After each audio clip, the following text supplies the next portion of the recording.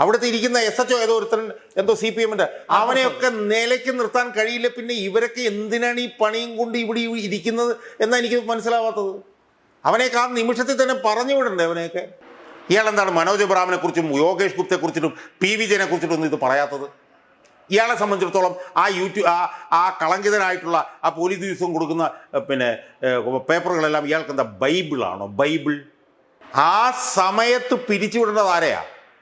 ആ സമയത്ത് പിരിച്ചുവിടേണ്ടത് അതിന് ഒത്താശ ചെയ്ത് കൊടുത്തിട്ടുള്ള പോലീസ് ഉദ്യോഗസ്ഥന്മാരെയാണ്. നമസ്കാരം. UDF സർക്കാർ അധികാരത്തിൽ വന്നിട്ട് 100 ദിവസങ്ങൾ തികയുകയാണ്.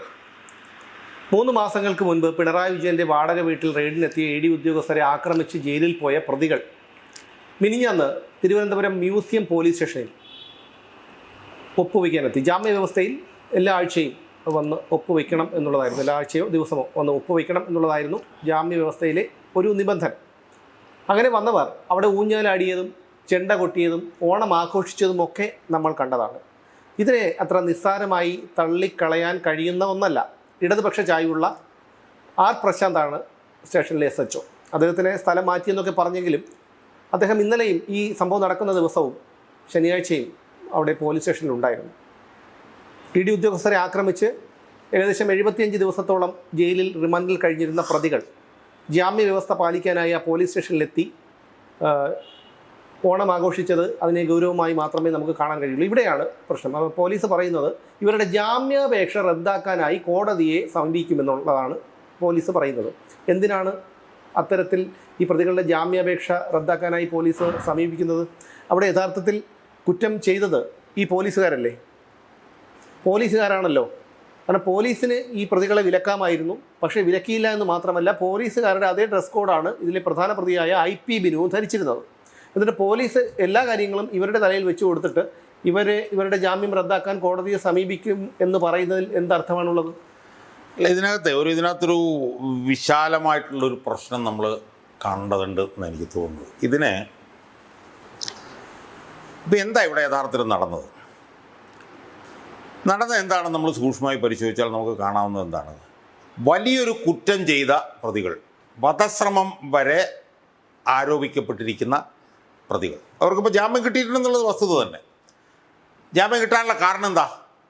ജാമ്യം കിട്ടാനുള്ള കാരണം എന്ന് പറയുന്നത് അവർ 10-70 ദിവസം ജയിലിൽ കിടന്നു, അന്വേഷണം പൂർത്തിയായി.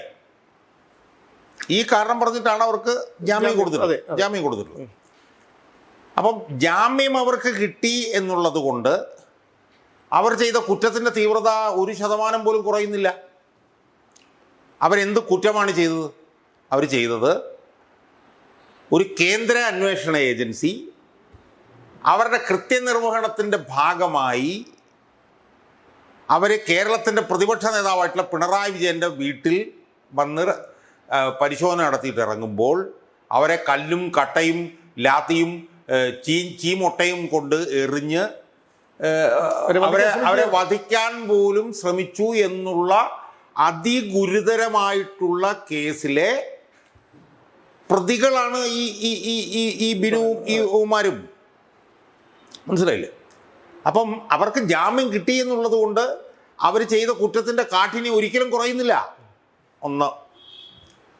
2, അവരെ ജാമ്യ വ്യവസ്ഥയുമായി ബന്ധപ്പെട്ട് ഈ സ്റ്റേഷനിൽ വന്ന് ഒപ്പിടാൻ വരുന്നതും അവർ ഊഞ്ഞാലാടുന്നതും ചെണ്ട കൊട്ടുന്നതും ഒന്നും പിണറായി വിജയൻ സർക്കാർ അധികാരത്തിലിരിക്കുമ്പോഴല്ല, UDF സർക്കാർ അധികാരത്തിലിരിക്കുമ്പോൾ. UDF സർക്കാർ അധികാരത്തിൽ രമേശ് ചെന്നിത്തല ആഭ്യന്തരമന്ത്രിയായിട്ടിരിക്കുമ്പോഴാണ് എൻഫോഴ്സ്മെൻറ്റ് ഡയറക്ടറേറ്റുകാരെ ആക്രമിച്ച് കൊലപ്പെടുത്താൻ ശ്രമിച്ചു എന്നൊക്കെയുള്ള കേസിലെ പ്രതികൾ നഗരത്തിൻ്റെ, അതായത് സംസ്ഥാനത്തിൻ്റെ തലസ്ഥാനമായിട്ടുള്ള നഗരത്തിലെ ഹൃദയഭാഗത്തുള്ള മ്യൂസിയം പോലീസ് സ്റ്റേഷനിൽ ഒപ്പിടാൻ വരുമ്പോൾ അവർ ചെണ്ട കൊട്ടുന്നതും അവർ ഊഞ്ഞാലാടുന്നതും. അപ്പം ഇതിൽ പ്രതികളെ കുറ്റപ്പെടുത്തുന്നതിൽ എന്താ അർത്ഥമുള്ളത്? അല്ല, അതാണ് ചോദ്യം. പ്രതികളുടെ ജാമ്യം റദ്ദാക്കണമെന്ന് പറഞ്ഞുകൊണ്ട് കോടതിയിൽ പോകുന്നത് ശുദ്ധ അസംബന്ധമല്ലേ? അല്ല, ഇതിനുള്ള അനുവാദം കൊടുത്തത് പോലീസാണല്ലോ. എന്തടിസ്ഥാനത്തിലാണ്? അപ്പം നമ്മൾ അടിസ്ഥാനപരമായി കാണേണ്ട ഒരു കാര്യം എന്താ? UDF സർക്കാർ അധികാരത്തിൽ ഇരിക്കുമ്പോൾ നഗരമധ്യത്തിലുള്ള ഒരു പോലീസ് സ്റ്റേഷനിൽ പ്രതിപക്ഷ പാർട്ടിയുടെ നേതാവിൻ്റെ വീട് കേന്ദ്ര അന്വേഷണ ഏജൻസി റെയ്ഡ് ചെയ്യാൻ വന്നപ്പോൾ അവരെ ആക്രമിച്ച് കൊലപ്പെടുത്താൻ വരെ ശ്രമിച്ചു എന്നുള്ള ആരോപണങ്ങൾ നേരിടുന്ന പ്രതികൾ പോലീസ് സ്റ്റേഷനിൽ വന്ന് കയറുകയും അവർ ഊഞ്ഞാലാടുകയും അവർ ചെണ്ട കൊട്ടുകയും ചെയ്യുന്നു എന്ന് പറയുമ്പോൾ ആ സമയത്ത് പിരിച്ചുവിടേണ്ടത് ആരെയാ? ആ സമയത്ത് പിരിച്ചുവിടേണ്ടത് അതിന് ഒത്താശ ചെയ്ത് കൊടുത്തിട്ടുള്ള പോലീസ് ഉദ്യോഗസ്ഥന്മാരെയാണ്. അപ്പം ഇവിടെ ഒരു വലിയ ഒരു അപകടം പിടിച്ചൊരു സംഭവം കിടപ്പെടും. എന്നെ പോലുള്ള പൊതുപ്രവർത്തകരൊക്കെ നേരത്തെ അത് പറഞ്ഞതാണ്. ഈ സർക്കാർ അധികാരത്തിൽ വരുന്ന സമയത്ത് തന്നെ പറഞ്ഞതാണ്. കഴിഞ്ഞ 10 വർഷമായി ഇവിടെ ഭരിച്ചിരുന്നത് പിണറായി വിജയനാണ്. പിണറായി വിജയൻ്റെ പാർട്ടി പോലീസ് എന്ന് പറഞ്ഞിട്ടുള്ള ഈ സംവിധാനത്തിൽ ഉണ്ടാക്കിയിട്ടുള്ള ആഴത്തിലുള്ള ബന്ധം, സ്വാധീനം അത് മനസ്സിലാക്കാൻ ഈ UDF-ന്റെ പൊട്ടന്മാർക്ക് കഴിഞ്ഞില്ലെങ്കിൽ അടിവേര് തോണ്ടിക്കൊണ്ട് പോകും. അത് ശ്രദ്ധിച്ചോണമെന്ന് എന്നെ പോലുള്ള പൊതുപ്രവർത്തകർ അർത്ഥശങ്കക്കിടില്ലാത്തതെന്നും പറഞ്ഞതാണ്. ഇപ്പം രമേശ് ചെന്നിത്തല ആഭ്യന്തരമന്ത്രിയാണ്. അയാൾ വന്നിട്ട് ചില മാറ്റങ്ങളൊക്കെ വരുത്തി. അല്ല ഞാൻ പറയട്ടെ, അതിലൊക്കെ ചില നല്ല വശങ്ങളൊക്കെ ഉണ്ട്, അതൊക്കെ ശരി തന്നെ. പക്ഷെ നമ്മൾ മനസ്സിലാക്കേണ്ടത് ഈ വിഷയം സൂചിപ്പിക്കുന്നത് എന്താ? ഈ വിഷയം സൂചിപ്പിക്കുന്നത് രമേശ് ചെന്നിത്തല പോലീസ് സംവിധാനത്തിൽ വരുത്തിയിട്ടുള്ള മാറ്റങ്ങൾ ഉപരിപ്ലവമാണ്. അത് തലപ്പത്ത് മുകളിൽ മാത്രമാണ് നിൽക്കുന്നത്, അടുത്തിട്ടിലേക്കില്ല. രമേശ് ചെന്നിത്തലയ്ക്ക് സ്വാധീനമുള്ള UDF-ന്റെ നയങ്ങൾ നടപ്പിലാക്കാൻ കഴിയുന്ന ചില ഉന്നത പോലീസ് ഉദ്യോഗസ്ഥന്മാരെ പോലീസിൻ്റെ തലപ്പത്ത് കൊണ്ടുവന്ന് നിയമിച്ചിട്ടുണ്ടെങ്കിലും അടിത്തട്ടെന്ന് പറയുന്നത് അടിമുടി CPM അനുകൂല സംവിധാനമാണ് നിലനിൽക്കുന്നത് എന്നുള്ള സാമാന്യമായിട്ടുള്ള ഒരു ബോധം പോലും ഇവിടുത്തെ UDF സർക്കാരിനും ആഭ്യന്തരമന്ത്രി രമേശ് ചെന്നിത്തലയ്ക്കും ബോധ്യമായിട്ടില്ല എന്നുള്ളതാണ്. അല്ല, അത് മാത്രമല്ല, ഇത് ഇത്തരത്തിൽ ക്രമസമാധാന പ്രശ്നങ്ങൾ ഉണ്ടെന്ന് വരുത്തി തീർത്ത് സർക്കാരിനെ കളങ്കിതപ്പെടുത്താനുള്ള ഒരു ശ്രമം നടന്നുകൊണ്ടിരിക്കുന്നു എന്നുള്ള ഒരു സംസാരം പൊതുവെ ജനങ്ങൾക്കുണ്ട്. അല്ല, ഞാൻ പറഞ്ഞ അതിപ്പം ഉണ്ടാവും. ഉണ്ടാവുന്നതൊന്നും വലിയ കാര്യമായിട്ടൊന്നും ഞാൻ കാണുന്നില്ല. പക്ഷെ ഇവിടെ അതല്ല പ്രശ്നം. ഇവിടെ അതിനേക്കാളൊക്കെ വളരെ അതീവ ഗുരുതരമായിട്ടുള്ള പ്രശ്നം ഇവിടെ കിടക്കുന്നത് ഈ പൊട്ടന്മാർക്ക് കാണാൻ പറ്റണം. നമ്മളൊന്ന് ആലോചിച്ച് നോക്ക്. നഗരത്തിൻ്റെ ഹൃദയഭാഗത്തുള്ള ഏറ്റവും കൂടുതൽ കേസുകൾ കൈകാര്യം ചെയ്യുന്ന മ്യൂസിയം എന്ന് പറഞ്ഞ പോലീസ് സ്റ്റേഷനിൽ ഏറ്റവും ഗുരുതരമായി കുറ്റം ചെയ്ത പ്രതികൾ ഒപ്പിടാൻ വരുമ്പോൾ അവർക്ക് ഊഞ്ഞാലും കൊടുത്ത് അവരെ ചെണ്ടയടിപ്പിക്കാനും ഒത്താശ ചെയ്തു കൊടുക്കുന്നു അവിടുത്തെ പോലീസ് ഉദ്യോഗസ്ഥന്മാർ എന്ന് പറയുമ്പോൾ ഇതിനെ സർക്കാരിനെ അസ്ഥിരപ്പെടുത്താൻ വേണ്ടി പോലീസുകാർ ശ്രമിക്കുന്നു എന്ന് ഈ സാമാന്യവൽക്കരിച്ച് പറഞ്ഞാൽ മതിയോ? അല്ല, അത് മാത്രമല്ല, DGP-യുടെ ഓഫീസിൽ നിന്ന് 1.5 കിലോമീറ്റർ, ആഭ്യന്തരമന്ത്രിയുടെ ഓഫീസിൽ നിന്ന് വെറും 2 കിലോമീറ്റർ. ഞാൻ പറഞ്ഞു വരുന്നത് ഇതുപോലെ ഗുരുതരമായിട്ടുള്ള കുറ്റം ചെയ്ത പ്രതികൾക്ക് എല്ലാ സ്വാതന്ത്ര്യവും അനുവദിച്ചു കൊടുക്കുന്ന പോലീസുകാരാണ് നഗരഹൃദയഭാഗത്തുള്ള ഏറ്റവും പ്രധാനപ്പെട്ട പോലീസ് സ്റ്റേഷൻ. ഈ സർക്കാർ അധികാരത്തിൽ വന്ന് 3 മാസം കഴിഞ്ഞിട്ടും ആ പോലീസ് സ്റ്റേഷൻ നിയന്ത്രിക്കുന്നത് എന്ന് വരുന്നത് ചെറിയ സംഭവമാണോ? എന്നാലോചിച്ച് നോക്ക്. അവിടുത്തെ ഇരിക്കുന്ന SHO എന്തോ CPM-ന്റെ അവനെയൊക്കെ നിലയ്ക്ക് നിർത്താൻ കഴിയില്ല. പിന്നെ ഇവരൊക്കെ എന്തിനാണ് ഈ പണിയും കൊണ്ട് ഇവിടെ ഇരിക്കുന്നത് എന്നാണ് എനിക്ക് മനസ്സിലാവാത്തത്. അവനെയൊക്കെ ആ നിമിഷത്തിൽ തന്നെ പറഞ്ഞു വിടണ്ടേ അവനെയൊക്കെ? അപ്പം നമ്മൾ മനസ്സിലാക്കേണ്ട കാര്യം, ഇത് ഈ മ്യൂസിയം പോലീസ് സ്റ്റേഷനെ മാത്രം ഐസൊലേറ്റ് ചെയ്ത് കാണേണ്ട കാര്യമൊന്നുമല്ല. ഇത് യഥാർത്ഥത്തിൽ പോലീസിൻ്റെ അടിത്തട്ട് ഇപ്പോഴും CPM-ന്റെ കയ്യിലാണ്. CPM ആണ് പോലീസിൻ്റെ അടിത്തട്ട് നിയന്ത്രിക്കുന്നത്.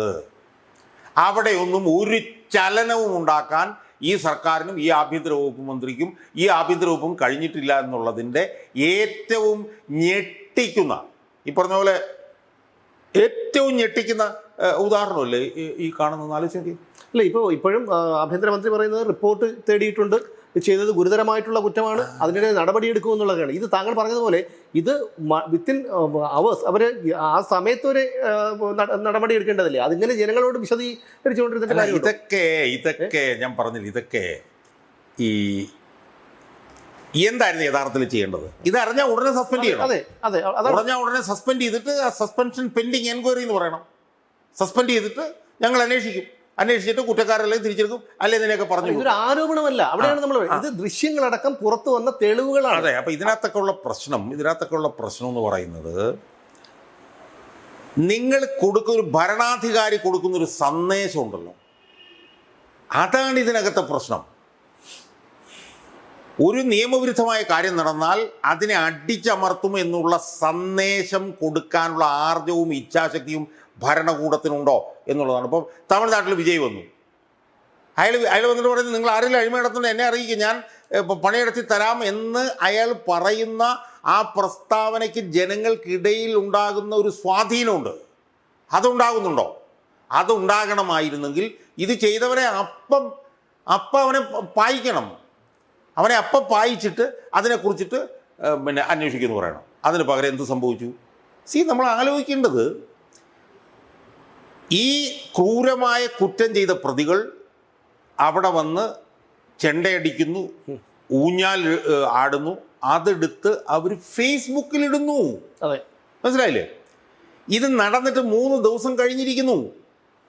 ഈ 3 ദിവസം കഴിഞ്ഞിട്ടും ബഹുമാനപ്പെട്ട ആഭ്യന്തരമന്ത്രി പറഞ്ഞ് ഞങ്ങൾ അന്വേഷിക്കും, ഞങ്ങൾ ഫയൽ വരാൻ കാത്തിരിക്കുകയാണ്. ഇതൊക്കെ എന്തൊരു അസംബന്ധ നാടകം, തിയേറ്റർ ഓഫ് ദ അബ്സർഡ്. ഇതൊക്കെ കേരളത്തിലെ ആഭ്യന്തരമന്ത്രി ചുക്കും ചുണ്ണാമ്പിന് കൊള്ളില്ല എന്നുള്ളൊരു സൂചനയല്ലേ ജനങ്ങളുടെ ഇടയിൽ കരുതുന്നത്? ഈ ഓപ്പറേഷൻ തൂഫാൻ ഇതുപോലുള്ള കാര്യങ്ങൾ കൊണ്ട് കാര്യങ്ങളൊക്കെ കോടതി പോലും, ഹൈക്കോടതിക്ക് പോലും രൂക്ഷമായി ആഭ്യന്തര വകുപ്പിനെ വിമർശിക്കേണ്ടി വന്നു എന്നുള്ള ഇതുപോലും അദ്ദേഹത്തിന് ഇല്ലെന്ന് തോന്നുന്നു. അല്ല, ഇതൊന്നും ഇയാൾക്ക് മനസ്സിലാവാത്തത് എന്താണെന്ന് എനിക്ക് മനസ്സിലാവുന്നില്ല. ഇത് മനസ്സിലാവുന്നത് കോൺഗ്രസ്സുകാർക്ക് പോലും മനസ്സിലാവുന്നില്ല. ഞാൻ ചോദിക്കട്ടെ, ഇതുപോലൊരു നടപടി LDF സർക്കാർ അധികാരത്തിൽ നിന്ന് പിണറായി മുഖ്യമന്ത്രി ആയിരിക്കുമ്പോഴത്തേക്കും ഒരു കോൺഗ്രസ്സുകാരൻ ചെയ്തിരുന്നെങ്കിൽ എന്താകുമായിരുന്ന അവസ്ഥ? ഇവിടുത്തെ കമ്മീഷണറെ വരെ സസ്പെൻഡ് ചെയ്തു കളഞ്ഞ പിണറായി വിജയൻ, സമ്മതിച്ചു കൊടുക്കും. അല്ലേ? അപ്പോൾ 1.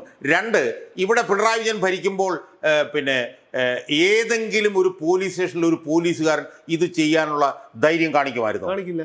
ഇപ്പം ഞാൻ ചോദിക്കട്ടെ, ഇപ്പം UDF ഇവിടെ പിണറായി വിജയൻ അധികാരത്തിലിരിക്കുകയായിരുന്നു, UDFകാരാണ് ഇതുപോലെ ED റെയ്ഡ് നടന്ന് ജയിലിലായെന്ന് വിചാരിക്കുക. അവർ ജാമ്യം കിട്ടി, അവർ മ്യൂസിയം സ്റ്റേഷനിൽ വരുന്നു. മ്യൂസിയം സ്റ്റേഷനിലെ SHO ഒരു തനി കോൺഗ്രസ്സുകാരനായിരുന്നു വിചാരിക്കുക. അവൻ ഇതുപോലെ ചെയ്യാനുള്ള നട്ടല് കാണിക്കുമായിരുന്നോ? നട്ടല് അവൻ കാണിച്ചിരിക്കുന്നത് നട്ടല് 2ആയിട്ട് ഒടിച്ചു വെച്ച് കൊടുത്തതിനെ പിണറായി വിജയൻ. അതാണ് അപ്പം അതുപോലെയുള്ള പണികൾ ഇവിടെ നടക്കുന്നു. ഇവിടെ നടന്നിട്ട് ദിവസങ്ങൾ കഴിയുന്നു. ദിവസങ്ങൾ കഴിഞ്ഞിട്ട് അതിനെതിരെ നടപടിയില്ല. ഇപ്പം തന്നെ ഞാൻ ചോദിക്കട്ടെ, ഇപ്പം ഹൈക്കോടതിയിൽ കിടക്കുന്ന കേസ് എന്താ? അപ്പം ഞാൻ പരാതിക്കാരനായിട്ടുള്ള കേസ്, എൻ്റെ വിശദാംശങ്ങളിലേക്ക് ഞാൻ പോകില്ല. അതെന്താ? 2 ബോഡി ബിൽഡർമാരെ എടുത്തതിൽ നിയമലംഘനം നടന്നു എന്നുള്ളതാണല്ലോ ആ കേസ്. അതെ, ആ കേസ് ആ സംഭവം എപ്പോൾ ഉണ്ടായ സംഭവമാണ്? ആ സംഭവം LDF ഭരണത്തിലുണ്ടായ സംഭവമല്ലേ? ആ സംഭവത്തിനെ ഈ ഗവൺമെൻറ്റിനാണ് ചതഞ്ഞ് കിടന്ന് ന്യായീകരിക്കാൻ പോകുന്നത്. മനസ്സിലായി? അപ്പം ഇതാണ് ഇത് ആഭ്യന്തരമന്ത്രിക്ക് തലയ്ക്ക് വിളിവുണ്ടെങ്കിൽ മനസ്സിലാക്കിയാൽ കൊള്ളാം. അപ്പം തൂഫാൻ എന്ന് പറഞ്ഞ പരിപാടി നല്ല പരിപാടിയാണ്. അതിലൊന്നും ഒരു തർക്കവുമില്ല. അത് ജനങ്ങൾ അംഗീകരിച്ചിട്ടുണ്ട്. അത് വലിയ വിജയമാണ്. അതിന് ജനങ്ങളുടെ പിന്തുണയുണ്ട്. കാര്യമൊക്കെ ശരി തന്നെയാണ്. അതിലൊന്നും ഒരു തർക്കവുമില്ല. പക്ഷേ എന്ത് പറഞ്ഞാലും തൂഫാൻ ഓണം കഴിഞ്ഞ എൻ്റെ മകൻ എന്തോ ഓപ്പറേഷൻ ഓണത്തുമ്പി, ശരി, ഓണത്തുമ്പി എന്ന് പറഞ്ഞു കഴിഞ്ഞാൽ ഏതാണ്ട് ഞാനൊക്കെ സത്യം കൂടെ ചിരിച്ചു പോയി. അതായത് ഈ ഓണത്തിന്റെ സമയത്ത് ചിലരിങ്ങനെ കള്ളു കുടിച്ചിട്ട് ഇങ്ങനെ വരുമല്ലോ, അവരെ പിടിക്കാൻ വേണ്ടിയിട്ടുള്ള ഓണത്തുമ്പി. ഇത് ആരൊക്കെയാണോ ഇയാൾക്ക്? ഞാൻ പറഞ്ഞു, എനിക്ക് വിഷമമുണ്ട്. കാരണം എൻ്റെ ഏറ്റവും അടുത്ത സുഹൃത്തുക്കളിൽ ഒരാളാണ്. പക്ഷെ ആരാണ് ഇതുപോലെയൊക്കെ ഉപദേശിച്ചു കൊടുക്കുന്നത് എന്ന് എനിക്ക് മനസ്സിലാവുന്നില്ല. ഉപദേശിക്കുന്ന നമുക്കൊരു ചിന്തിക്കാനുള്ള ഒരു കഴിവില്ല. ഗുരുതരമായിട്ടുള്ള ഒരു കാര്യം പുറത്ത് വന്നിട്ട് പോലും ആ സമയത്ത് ഇയാളെ സസ്പെൻഡ് ചെയ്യാൻ എന്താണ് ഇത്ര മടി എന്നുള്ളതാണ് എൻ്റെ സംശയം. അല്ല, ഞാൻ പറഞ്ഞില്ല എൻ്റെ സുഹൃത്തായി പോയി എന്നുള്ളത് കൊണ്ട് എനിക്ക് ഒരു ലെവലിൽ വിട്ട് അപ്പുറത്ത് എനിക്ക് പറയാൻ വയ്യ. പക്ഷേ ഇതൊക്കെ മനസ്സിലാക്കാനുള്ള കോമൺ സെൻസ് എങ്ങനെ ഇല്ലാതെ പോകുന്നു? കാരണം ഇത്രയും നാളെ എത്രയോ അധികാര സ്ഥാനങ്ങളിൽ ഇരുന്ന മനുഷ്യൻ. അതെ അതെ. ഞാൻ ഈ ഒരു കാര്യം കൂടെ ഞാൻ പറയാം, അത് പറയാതിരിക്കുന്നത് ശരിയല്ലെന്നുള്ളത് ഞാൻ പറയാം. ഈ മരം വെട്ടുകാരൻ്റെ ചാനൽ, ആ ചാനലിനെതിരെ അതിരൂക്ഷമായിട്ടുള്ള വിമർശനങ്ങൾ വന്നുകൊണ്ട് ആ ചാനലിലുള്ള അതിൻ്റെ ഉടമകളൊക്കെ തുണിയില്ലാതെ നിന്നുകൊണ്ടിരിക്കുമ്പോൾ ആ ചാനലിൽ പോയി നിന്ന് ഫോട്ടോ എടുക്കുകയാണ് ആഭ്യന്തരമന്ത്രിയും കുടുംബാംഗങ്ങളും കൂടി. ഞാൻ കഴിഞ്ഞ ദിവസം കണ്ട്, ശരിയാണെന്നാണ് എൻ്റെ ഓർമ്മ. അതായത് ചെന്നിത്തല കുടുംബ യൂണിറ്റ്, അതായത് ബദലേഹം കുടുംബ യൂണിറ്റ് എന്ന സിനിമ, ചെന്നിത്തല കുടുംബ യൂണിറ്റ് എന്ന് പറഞ്ഞിട്ട് ആ മരം വെട്ടുകാരൻ ചാനലിൻ്റെ റിപ്പോർട്ടർമാരുടെ കൂടെ ഈ ആഭ്യന്തരമന്ത്രിയും അയാളുടെ ഭാര്യയും മക്കളും മക്കളുടെ മക്കളും കൂടെ നിന്നൊരു സ്ക്രീൻഷോട്ട് ഞാൻ കണ്ടു. ശരിയാണെന്ന് അറിയില്ല, കാരണം ഇത്രയും ചിലപ്പോൾ അറിയില്ല. പക്ഷെ ആഭ്യന്തരമന്ത്രിക്കെതിരെ അങ്ങനെ കൃത്രിമമായിട്ട് ചെയ്യാനുള്ളത്, അതിലിങ്ങനെ അതിലിങ്ങനെ ഒരു ഇൻഡു മാർക്ക് ഇട്ടിട്ട് വിമർശനം, അടിയിൽ വിമർശനം. അല്ല, അത് ഒരിക്കലും, കാരണം ഇത്രയധികം ഒരു കൊള്ള കാണിച്ച, മരം കൊള്ള പോട്ടെ, അതിന് മുമ്പ് കാണിച്ച കൊള്ളകളൊക്കെ പോട്ടെ, പക്ഷേ ഇപ്പോൾ കോടിക്കണക്കിന് രൂപയുടെ ഒരു തട്ടിപ്പ് നടത്തി കേരളത്തിലെ ഏറ്റവും വലിയ തട്ടിപ്പുകാരാണെന്നുള്ള ഒരു പേരിൽ നിൽക്കുന്ന, ഈ പറഞ്ഞതുപോലെ നൂൽബന്ധമില്ലാതെ നിൽക്കുന്നവന്മാരെടുത്ത് ഈ ആഭ്യന്തരമന്ത്രി പോയി കുടുംബസമയം നിൽക്കുന്നു എന്ന് പറഞ്ഞാൽ, അപ്പോൾ ഞാൻ പറഞ്ഞല്ലോ, എനിക്കിത് കൂടുതലൊന്നും ഞാൻ പറയാൻ വയ്യ. കോടതിയിൽ നിന്ന് കേട്ട ചീത്തവിളികൾ കുറിച്ചിട്ട് പറഞ്ഞു. കോടതിയിൽ നിന്ന് ഇനിയും ആഭ്യന്തര വകുപ്പിനെതിരെ ഉത്തരവുകൾ വരും എന്നാണ് ഞാൻ വിശ്വസിക്കുക. എൻ്റെ വിശദാംശങ്ങളിലേക്കൊന്നും ഞാൻ പോകുന്നില്ല. അതുപോലെ തന്നെ കാശിന് കൊള്ളാത്ത കേരള പോലീസ് സേനയിലെ ഏറ്റവും കളങ്കിതനായിട്ടുള്ള ഒരു ഉദ്യോഗസ്ഥനെ തലങ്ങും വിലങ്ങും ന്യായീകരിക്കാനായിട്ട് ഈ ആഭ്യന്തരമന്ത്രിക്ക് എന്ത് എന്ത് എന്ത് എന്ത് ഉത്തരവാദിത്തമാണുള്ളത്? ഇയാളെ എന്താണ് ഈ രമേശ് ചെന്നിത്തല ഈ ശ്രീജിത്ത് എന്ന് പറഞ്ഞ ഉദ്യോഗസ്ഥന് വേണ്ടിയിട്ടാണോ ജീവിക്കുന്നത്? ഞാൻ ചോദിക്കട്ടെ. ഇപ്പോൾ പോലീസിൻ്റെ തലസ്ഥാനത്തുള്ള, ഞാൻ എണ്ണി ഞാൻ പറഞ്ഞുതരാം, പോലീസിൻ്റെ തലസ്ഥാനത്തുള്ള ഉദ്യോഗസ്ഥന്മാരെടുക്കും. റവാണ ചന്ദ്രശേഖരൻ എന്ന് പറഞ്ഞാൽ DGP അവിടെ ഇരിക്കുന്നു. അയാളെ കുറിച്ചിട്ട് വലിയ ആരോപണങ്ങൾ കാര്യമില്ല, അത് അവിടെ നിന്ന് മാറി നിൽക്കട്ടെ. P. വിജയൻ എന്ന് പറഞ്ഞാൽ ലോ ആൻഡ് ഓർഡർ DGP ഉണ്ട്. എത്രയോ മാന്യനാണ് അയാളെക്കുറിച്ചിട്ട് എത്രയോ മതിപ്പാണ് ജനങ്ങൾക്കുള്ളത്. യോഗേഷ് ഗുപ്ത എന്ന് പറഞ്ഞ വേറൊരാൾ DGP ആയിട്ടിരിപ്പുണ്ട്.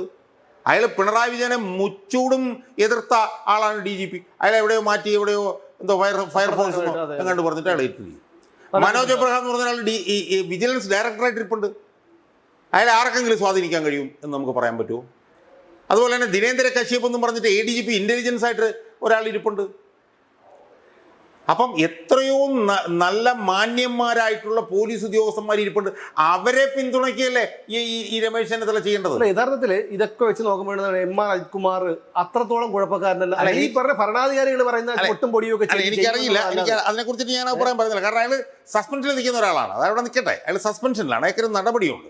ഞാൻ പറഞ്ഞു, ഇപ്പം സേനയിലുള്ള ഏറ്റവും ഉന്നതരായിട്ടുള്ള ഉദ്യോഗസ്ഥന്മാരെല്ലാം കളങ്കരഹിതരല്ലേ? അവർക്കെതിരെ അവരുടെ സേവന കാലഘട്ടത്തിൽ എന്തെങ്കിലും ഒരു ചീത്തപ്പേര് അവർക്കൊരു യോഗേഷ് ഗുപ്തയ്ക്കെതിരെയോ അല്ലെങ്കിൽ മനോജ് ബ്രാഹ്മണെതിരെയോ അല്ലെങ്കിൽ P. വിജയനെതിരെയോ പിന്നെ ഈ ദിനേന്ദ്ര കശ്യപ് ഇതുപോലുള്ള ആളുകൾക്കെതിരെ ഉണ്ടായിട്ടുണ്ടോ? അവരെ ഒന്നും ന്യായീകരിക്കാതെ സേവനകാലത്ത് ഒരു പിടി ആരോപണങ്ങൾ നേരിട്ടിട്ടുള്ള ഇനി പല കാര്യങ്ങളൊന്നും പറയാൻ വയ്യ. അതൊക്കെ പിന്നീട് പറയേണ്ട ഘട്ടങ്ങൾ വരുമ്പോഴത്തേക്കും നമ്മളതൊക്കെ പറയും. അതവിടെ നിൽക്കട്ടെ. ആ ഉദ്യോഗസ്ഥനെ ന്യായീകരിക്കുമ്പോൾ പത്രസമ്മേളനത്തിൽ പറയുകയാണ് അയാൾക്കെതിരെ അങ്ങനെയില്ല, അയാൾക്കെതിരെ ഇങ്ങനെയില്ല. എന്താണ് ഈ ആഭ്യന്തരമന്ത്രി എന്ത് കണ്ടുകൊണ്ടാണ് ഇയാൾ ഇങ്ങനെ കാണിക്കുന്നത്? എനിക്കെൻ്റെ ഏറ്റവും അടുത്ത സുഹൃത്തായതുകൊണ്ട് ആണെങ്കിൽ ഇപ്പോൾ എനിക്ക് ചോദിക്കാതിരിക്കാൻ വയ്യ. എന്നിട്ട് ആ കളങ്കിതനെ ന്യായീകരിച്ചുകൊണ്ട് ഒരു യൂട്യൂബർ ഇറങ്ങിയിരിക്കുന്നു. എനിക്ക് ഞാൻ പേരൊന്നും ഞാൻ പറയുന്നില്ല. ഡസൻ കണക്കിന് പിന്നെ യൂട്യൂബ് വീഡിയോകൾ ചെയ്യുകയാണ് ഈ കളങ്കിതന് വേണ്ടിയിട്ട്. ഇതെന്ത് പ്രാന്താണോ? ഇതെന്താണിത്? ഒരു നിഷ്പക്ഷ യൂട്യൂബർ എന്നല്ലേ ഈ യൂട്യൂബറിനെ നമ്മൾ അറിയുന്നത്. ആ യൂട്യൂബറിൻ്റെ പ്രധാന പണി എന്ന് പറഞ്ഞാൽ പോലീസ് സേനയിലെ ഉന്നത സ്ഥാനത്തുള്ള ഏറ്റവും കളങ്കിതനായിട്ടുള്ള ഒരു പോലീസ് ഉദ്യോഗസ്ഥനെ, ആ പോലീസ് ഉദ്യോഗസ്ഥൻ ഏത് കീറക്കടലാസ് കൊടുത്താലും അത് ബൈബിളാണെന്നെടുത്ത് കാണിച്ചുകൊണ്ട് രാവുമ്പോലും ഇരുട്ടുമ്പോഴും വെളുക്കുമ്പോഴും ഈ യൂട്യൂബ് വീഡിയോകൾ ചെയ്തുകൊണ്ടിരിക്കുകയാണ്. എനിക്ക് ഈ യൂട്യൂബറോട് ഒരു കാര്യം മാത്രം പറയാനുള്ളൂ. ഏതോ ഒരു യൂട്യൂബിൽ എന്നെക്കുറിച്ച് ഇയാളൊരു പരാമർശം നടത്തിയിട്ടുണ്ട്. ആ പരാമർശം ഞാൻ കണ്ടില്ല, കാരണം എനിക്ക് ഇയാളുടെ യൂട്യൂബ് കാണാനുള്ള ക്ഷമയില്ല. അതായത് എൻ്റെ നേതൃത്വത്തിലുള്ളൊരു മാഫിയ സംഘമാണ് ഈ പോലീസ് ഉദ്യോഗസ്ഥനെതിരെ കേസ് കൊടുക്കുന്നതെന്ന് പറഞ്ഞൊരു വാചകം ആ യൂട്യൂബർ പറഞ്ഞിട്ടുണ്ട്. ആ ഒറ്റ കാര്യം മാത്രം ഞാൻ പറഞ്ഞത്, അതിന് ഞാൻ കണക്ക് പറയിപ്പിച്ചിരിക്കും. ഞാനൊരു കുറച്ച് ദിവസവും കൂടെ കാക്കും, അതിനുശേഷം കണക്ക് ഞാൻ പറയിപ്പിച്ചിരിക്കും. ഇയാൾ നിഷ്പക്ഷനായിട്ടുള്ള യൂട്യൂബർ അല്ല. ഇയാൾക്ക് എന്താണ് ഈ കളങ്കിതനായിട്ടുള്ള പോലീസ് ഉദ്യോഗസ്ഥനായിട്ടുള്ള ബന്ധം? എന്താ ഇയാളെന്താണ് മനോജ് ബ്രാഹ്മണെക്കുറിച്ചും യോഗേഷ് ഗുപ്തയെക്കുറിച്ചിട്ടും P. വിജയനെക്കുറിച്ചിട്ടൊന്നും ഇത് പറയാത്തത്? ഇയാളെ സംബന്ധിച്ചിടത്തോളം ആ കളങ്കിതനായിട്ടുള്ള ആ പോലീസ് ഉദ്യോഗസ്ഥൻ കൊടുക്കുന്ന പേപ്പറുകളെല്ലാം ഇയാൾക്ക് എന്താ ബൈബിളാണോ? ബൈബിൾ. അതുകൊണ്ട് ഇതിൻ്റെയൊക്കെ യാഥാർത്ഥ്യങ്ങൾ എന്താണെന്ന് ഒരു 1-2 ആഴ്ചയ്ക്കുള്ളിൽ ഈ KM ഷാജഹാൻ എന്ന് പറഞ്ഞ ഞാൻ, പൊതുപ്രവർത്തകൻ എന്ന ഞാൻ പുറത്തു കൊണ്ടുവരുമ്പോൾ ഈ യൂട്യൂബറിൻ്റെ തുണി ഉരിഞ്ഞു പോകും. അയാൾ വിവസ്ത്രനായി കേരളത്തിൻ്റെ ജനങ്ങളുടെ മുമ്പിൽ നിൽക്കും എന്ന് അയാൾ മനസ്സിലാക്കിക്കൊള്ളൂ. ഈ കളങ്കിതനായിട്ടുള്ള പോലീസ് ഉദ്യോഗസ്ഥനെതിരെ യൂട്യൂബർ അറിയാൻ വേണ്ടി ഞാൻ പറയാണ്, ഞാൻ 2004 തുടങ്ങിയ സമരമാണ്. 2004 22 വർഷമായി ഞാൻ സമരം നടത്തിക്കൊണ്ടിരിക്കുകയാണ്. മനസ്സിലായില്ലേ? അതുകൊണ്ട് ഈ യൂട്യൂബർ ഇയാളുടെ ഈ അടിമത്തം കാണിക്കുക, ഇയാളുടെ അടിമയായിട്ട് അഭിനയിച്ചുകൊണ്ടിരിക്കുന്ന ഈ പണി അവസാനിപ്പിച്ചാൽ അയാൾക്ക് നല്ലത്. അയാൾക്ക് നഷ്ടപ്പെടാൻ ഒരുപാടുണ്ട്. കാരണം വെച്ചാൽ ഒരുപാട് വരുമാനങ്ങളുണ്ട്, കാര്യങ്ങളുണ്ട്. അതുകൊണ്ട് അയാൾക്ക് നഷ്ടപ്പെടാൻ ഒരുപാട് കാര്യമുണ്ട്. അയാളിപ്പോൾ ചെയ്യുന്ന പ്രധാനപ്പെട്ട പണി എന്ന് പറഞ്ഞാൽ എന്താണ്? സതീശനെയും രമേശ് ചെന്നിത്തലയും സതീശനെയും എല്ലാം ഇങ്ങനെ മാറി മാറി സോപ്പിട്ട് കുളിപ്പിക്കാൻ വേണ്ടിയിട്ട് ശ്രമിച്ചുകൊണ്ടിരിക്കുകയാണ്. എന്താണ് അയാൾ അങ്ങനെ ചെയ്യാൻ കാര്യം? അയാൾക്കെതിരെ ഡസൻ കണക്കിന് കേസ് ഈ ഗവൺമെൻറ്റിൻ്റെ മുന്നിലുണ്ട്. അതിൽ നല്ല ശതമാനം കേസ് മുസ്ലിം സമുദായവുമായി ബന്ധപ്പെട്ടിട്ടുള്ളതാണ്. മുസ്ലിം ലീഗുകാർ ഈ ഗവൺമെൻറ്റിൽ പങ്കാളികളാണ്. അവരാ കേസൊക്കെ എടുത്തു കഴിഞ്ഞാലുണ്ടല്ലോ ഇങ്ങനെ ഈ ചന്തി ചുട്ടുപൊള്ളും ഈ യൂട്യൂബറുടെ. അതുകൊണ്ട് അവരെ മാറി മാറി സൂചിപ്പിക്കലുള്ള പണിയാണ് നടത്തിക്കൊണ്ടിരിക്കുന്നത്. ആ പണിയുടെ ആളല്ല KM ഷാജഹാൻ. ഞാൻ ആ പണിക്ക് പോണവനല്ല. അതുകൊണ്ട് ഞാൻ ഈ യൂട്യൂബറോടും കേരളത്തിലെ ആഭ്യന്തരമന്ത്രിയോടും പറയുന്നത്, ഇതുപോലെ കളങ്കിതനായിട്ടുള്ള യുവമാരെ ഒന്നും കയറി താങ്ങരുത്.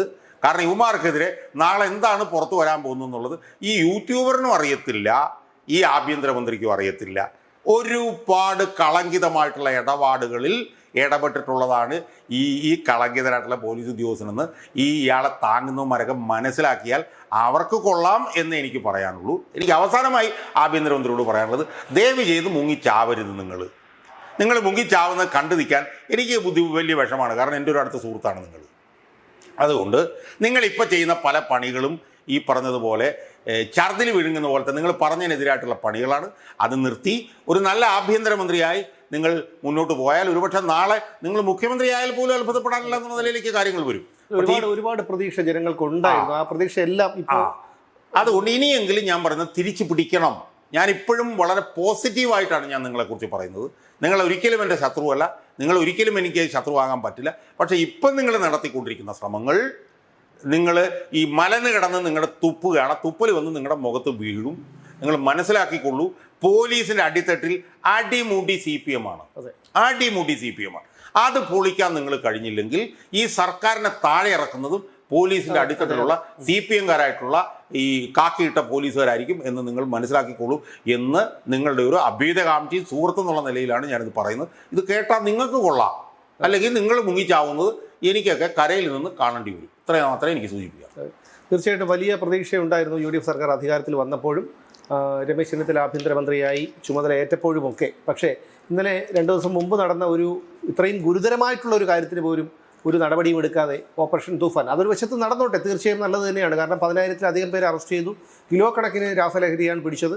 അതൊക്കെ നമ്മുടെ നാട്ടിൽ വിനിയോഗിക്കുമായിരുന്നെങ്കിൽ എന്താണുള്ള അവസ്ഥ എന്നൊക്കെ നമുക്ക് ഊഹിക്കാവുന്നതേ ഉള്ളൂ. അതൊക്കെ നല്ല കാര്യം തന്നെയാണ്. പക്ഷേ അതോടൊപ്പം തന്നെ ഇത്തരത്തിൽ നമ്മൾ എപ്പോഴും പറയാറുള്ളത് പോലെ ഈ പറയുന്ന പിണറായി വിജയൻ്റെ 10 വർഷത്തെ ഭരണം പോലീസിൽ വലിയ സ്വാധീനം ചെലുത്തിയിട്ടുണ്ട്. പിണറായി വിജയൻ്റെ കിങ്കരന്മാരാണ് ഇപ്പോഴും പല താക്കോൽ സ്ഥാനങ്ങളിലും ഇരിക്കുന്നത്.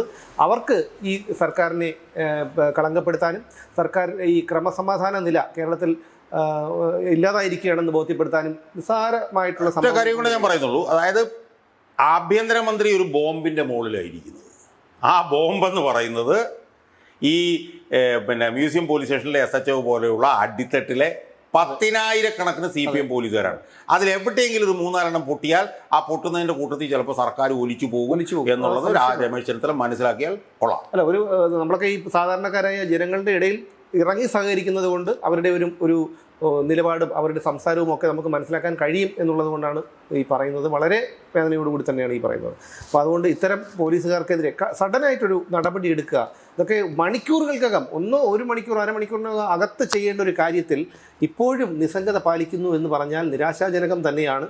അത് എന്തെങ്കിലും ഒരു പെട്ടെന്ന് പേരെടുത്ത് മാറ്റാൻ പറ്റുന്ന ഒന്നാണെങ്കിൽ പോലും 100 ദിവസങ്ങൾ നാളെ തികയാണ്, എന്നിട്ട് പോലും ഇതൊന്നും നടന്നിട്ടില്ല എന്നുള്ളതാണ്. ഇവിടെ നമ്മൾ ഓർക്കേണ്ട മറ്റൊരു കാര്യം കൂടിയുണ്ട്. പിണറായി വിജയൻ്റെ വീട്ടിൽ റെയ്ഡിനെത്തിയ ED ഉദ്യോഗസ്ഥരെ ആക്രമിച്ച CPM-കാരെ പലപ്പോഴും സംരക്ഷിക്കുന്ന നിലപാട് പലപ്പോഴും ഉണ്ടായിട്ടുണ്ട്. പിന്നെ അതുപോലെ തന്നെ അവിടെ ആ കേസിൽ ഗൂഢാലോചനയുണ്ടോ എന്നുള്ളതിനെപ്പറ്റി അന്വേഷിക്കാനായി ഗോവിന്ദൻ ഉൾപ്പെടെയുള്ള നേതാക്കളെ നോട്ടീസ് നൽകി വിളിച്ചു വരുത്തി ചോദ്യം ചെയ്യുമെന്നൊക്കെ നമ്മൾ കേട്ടിരുന്നു മാധ്യമങ്ങളിലൂടെ. ഒന്നും നടന്നിട്ടില്ല. അതിൻ്റെയൊക്കെ പിന്നിൽ ആരാണ് എന്നുള്ള കാര്യം ജനങ്ങൾക്ക് അറിയാനുള്ള ഒരു താല്പര്യമുണ്ട്. നമ്മളെ സംബന്ധിച്ചിടത്തോളം നമുക്കൊരു പ്രശ്നമില്ല, നഷ്ടപ്പെടാൻ നേരെ ഒന്നുമില്ല. ഈ പറയുന്നുണ്ട് നിങ്ങൾക്കൊക്കെ നഷ്ടപ്പെടാൻ ഈ ഭരണമുണ്ട്. അപ്പോൾ അതുകൊണ്ട് ഇനിയെങ്കിലും തിരുത്താനുള്ള സമയം നഷ്ടപ്പെട്ടിട്ടില്ല. ഇനിയും സമയം മുന്നിൽ ബാക്കിയുണ്ട്. അതുകൊണ്ട് മുന്നോട്ട് പോയാൽ നിങ്ങൾക്ക് തന്നെ നല്ലത്.